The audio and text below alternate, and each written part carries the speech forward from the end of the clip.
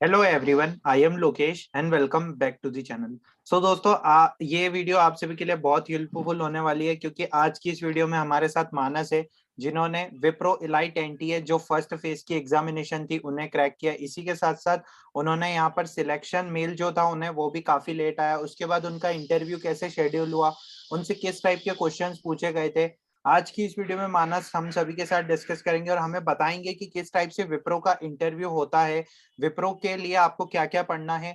As we all know about that the Wipro start sending the mail of interview for the phase two के interview बहुत जल्दी start होने वाले। तो ये वीडियो आप सभी के लिए बेनिफिशियल होने वाली है। First of all thank you so much Manas, आप अपना इंटरव्यू एक्सपीरियंस शेयर कर रहे हैं कैंडिडेट्स के साथ, तो ये बहुत हेल्पफुल वीडियो रहेगी। Okay, so introduce about yourself और फर्स्ट क्वेश्चन आप हमें अपने बारे में बताइए। ठीक है। तो फर्स्ट ऑफ ऑल सबको मेरी तरफ से एक बहुत अच्छी गुड इवनिंग। और सेकेंडली मैं बात कहूँ कि मेरा आप जैसा सबको पता है कि मैंने विप्रो के लिए अप्लाई किया था, एलाइट जो फेज वन हायरिंग हुई थी उसके लिए। तो मेरा रिटर्न हुआ था। रिटर्न में मैंने एप्टीट्यूड वगैरह, मेरे इंग्लिश के क्वेश्चन सब अच्छे गए थे, ऐसे वगैरह भी बढ़िया लिखा था मैंने। जस्ट ये है कि मैंने जो प्रोग्रामिंग के दो क्वेश्चन आते हैं कोडिंग के, तो उसमें मैंने सिर्फ एक ही क्वेश्चन करा था, तो उसका मेरे को थोड़ा डाउटफुल था, टाइम नहीं बचा था मेरे पास। तो मेरे पास डाउटफुल था कि होगा कि नहीं होगा, बट फिर सबको आ गया, मेरे को नहीं आया। तो फिर आप सबको पता है कि मेरे को कुछ 1.5 महीना सिर्फ ये आया था कि इंटरव्यू शेड्यूल होगा आपका, उसमें मेरे को 1.5 महीना लग गया। फिर एक्चुअली मैं बाहर चले गया था एक्चुअली। तो फिर मेरा इंटरव्यू शेड्यूल हुआ कुछ आई थिंक 18th या 19th को हुआ था ऑफ नवंबर को।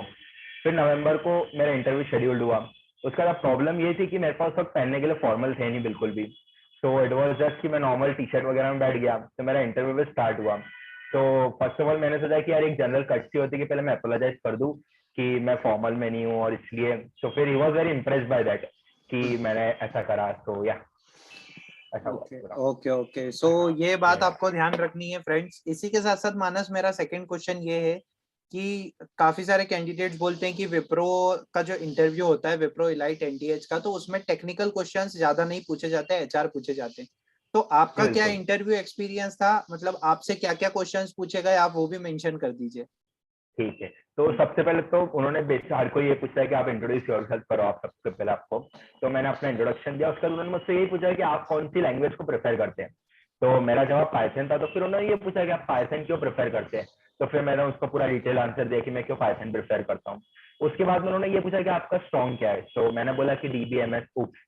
तो उप्स से मुझसे इस रिलेटेड क्वेश्चन नहीं पूछा, बस इनकैप्सुलेशन और बस बेसिक बेसिक टर्म्स पूछी। और डीबीएमएस से भी यही पूछा कि डीबीएमएस क्यों यूज होता है और मतलब डिटेल्स बस। तो मेरे से भी ज्यादा कोई टेक्निकल स्टफ नहीं पूछा, बस ये नॉर्मल जो बेसिक सबको आते हैं वो क्वेश्चन पूछे। और फिर एचआर के थोड़े यही थे कि आप रिलोकेट करने के लिए रेडी है कि नहीं है, और आपके पास कोई ऑफर है कि नहीं है अभी हाथ में। बस ये मेरा कुछ इंटरव्यू चला था 15 minute. Okay, yeah so your interview duration is only 15 minutes. So yeah only 15 minute. Yes yes, so friends आप देख सकते हैं कि ओनली 15 मिनट्स इंटरव्यू रहा, मतलब रेज्यूमे बेस्ड क्वेश्चन थे और जो बेसिक क्वेश्चंस रहते हैं जैसे डीबीएमएस क्या होता है, ऊप्स क्या होता है, या C plus plus Java Python, आप जो भी बोलते हैं उससे रिलेटेड। तो मैं आप सभी को एक बात कहना चाहूंगा कि आप अगर नॉन सीएसआईटी ब्रांच से हैं, आप सीएसआईटी से हैं, तो कोई डरने की जरूरत नहीं है, विप्रो का इंटरव्यू टफ नहीं होता है। आप सभी को बस अपनी प्रिपरेशन अच्छी रखनी है, बेसिक्स अच्छे रखने हैं और आपको इंटरव्यू बहुत अच्छे से देना है, क्योंकि अगर आपने इलाइट में बहुत अच्छा परफॉर्म किया है तो आगे आपको वेलोसिटी और टर्बो के ऑफर मिलने के बहुत बहुत चांसेस रहते हैं। तो मानस, मैं आपसे ये पूछना चाहूंगा कि आपका 15 मिनट इंटरव्यू चला, जैसे हम इंटरव्यू के लिए प्रिपेयर करते हैं, आपने काफी सारी कंपनीज में अप्लाई किया होगा, तो आपने इंटरव्यू की प्रिपरेशन कहाँ से की? ठीक है। तो जैसे कि आप आपके चैनल पे बहुत सारी वीडियोस डालते हैं, हम्म। तो इंटरव्यू प्रिपरेशन की भी आपने एक प्लेलिस्ट बनाई हुई है। आप अगर आप यूट्यूब पे आपके चैनल पे जाओगे तो मैंने उसकी बहुत ज्यादा एक बोली थी। और एक सबसे इंपॉर्टेंट चीज आपने मेरे को बोला था कि आपका कॉन्फिडेंस बहुत मैटर करता है इंटरव्यू में। श्योर अगर आपका श्योर। कॉन्फिडेंस अच्छा होगा तो फिर ऐसा सबसे पहले आपसे इंप्रेस हो जाएगा जब आपका इंटरव्यू रहेगा। जी तो जी आई थिंक ये दोनों इंपॉर्टेंट चीज थी कि आपका एक प्लेलिस्ट जिससे प्रिपेयर करना और एक कॉन्फिडेंस। मैंने सारे अपने इंटरव्यू में कॉन्फिडेंस बहुत हाई रखा था, जी, तो वो बहुत बहुत बढ़िया। बेनिफिशियल रहा मेरे लिए। जी या जी जी। तो दोस्तों, आप सभी को कॉन्फिडेंस बहुत जरूरी है, क्योंकि कॉन्फिडेंस के बिना आप इंटरव्यू क्रैक नहीं कर पाएंगे। आपको कॉन्फिडेंट रहना है कि हमने जितना पढ़ा है हमें उतना बहुत अच्छे से आता है। और अगर आपको कोई क्वेश्चन का आंसर नहीं भी आ रहा है तो आप सिंपली नो बोल सकते हैं, उसमें घुमाने फिराने की जरूरत नहीं है, क्योंकि जो इंटरव्यूअर्स हैं उन्हें काफी ज्यादा एक्सपीरियंस रहता है। तो हम उन्हें कोई दूसरी बात नहीं बोल सकते हैं, हमें बस अगर कोई आंसर पता है तो हमें बहुत अच्छे से एक्सप्लेन करना है। और कोई भी आप अगर आंसर एक्सप्लेन करें, जैसे कि मान लीजिए अगर वो आपसे पूछ लेते हैं कि what do you mean by identifiers, ठीक है, तो आइडेंटिफायर्स के वो बारे में भी आपसे वो पूछ लेते हैं, तो आप उन्हें एग्जाम्पल से बताइए कि आइडेंटिफायर क्या होते हैं, या जो आप डेफिनेशन बोल रहे हो उसके साथ एग्जाम्पल जोड़िए। तो मानस, ओवरऑल इंटरव्यू बिल्कुल। एक्सपीरियंस बहुत अच्छा रहा आपका, और आपको सिलेक्शन मेल कब हाँ, आया इंटरव्यू खत्म होने के बाद? इंटरव्यू खत्म होने का मेरा 18 को या 19 को मैंने आपको बताया इंटरव्यू हुआ था, और आई थिंक 25 तारीख को, 25 या 26 को मेरे को मेल आ गया था कि you are okay selected. Okay और ओके जैसे आपने बोला था ना कि अगर आपको आंसर नहीं आए, तो वही मेरे साथ होता, डीबीएमएस उन्होंने एक थोड़ा सा ट्रिकी क्वेश्चन पूछ लिया था मुझसे, बट फिर मेरे को नहीं आता, तो मैंने सिंपली बोल दिया कि sir I am extremely sorry, मेरे को ये नहीं आता, तो ओके। उन्होंने कोई ऐसा इश्यू नहीं कर क्रिएट किया। बहुत बहुत जी, अच्छा रहा ये। इसी के साथ साथ मैं आपसे ये पूछना चाहूंगा कि आप कैंडिडेट्स को बताइए कि कैसे हमारा चैनल हेल्पफुल रहा आपकी प्रिपरेशन में। ठीक है। तो सबसे पहले एक सबसे जो मेजर इश्यू रहता है ना, कि आधे बच्चों को तो पता ही नहीं चलता कि कब हायरिंग आई और कब चले गई। This is the most important thing. तो आपका चैनल का मैंने इसलिए नोटिफिकेशन सब ऑन करके रखे कि जैसे कोई भी हायरिंग आती है मेरे को पता चलता है।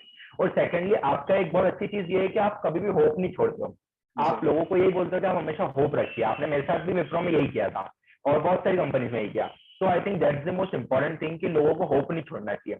और तीसरी चीज कि आपके जो क्वेश्चन है, जैसे सूडो कोड के क्वेश्चन हो गए, कैप्जेमिनी में आपने जो क्वेश्चन करवाए थे, तो वो एक उससे बेसिकली अप्रोच पता चल जाता है कि आपको किस तरीके से परफॉर्म करना है।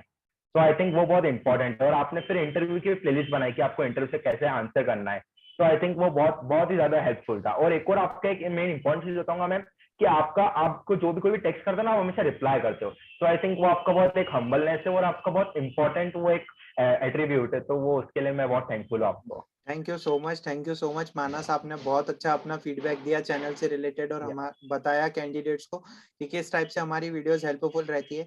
दोस्तों, चैनल पे बहुत सारी वीडियोस है, आप देखिए। इसी के साथ साथ आपको पता लगेगा हम बहुत अच्छा कंटेंट बनाते हैं जो आप सभी के लिए हेल्पफुल रहो।